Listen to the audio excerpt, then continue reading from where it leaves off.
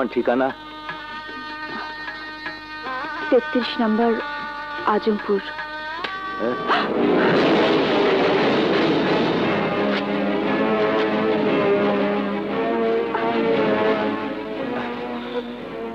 তুমি কেমন? হ্যাঁ, এদিকে আহো। আহো।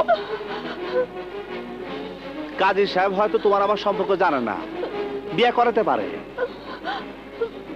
তুমি কেমন করে বিয়ে করো? সেই যে ভালোবাসা তাকে মুছা যায়?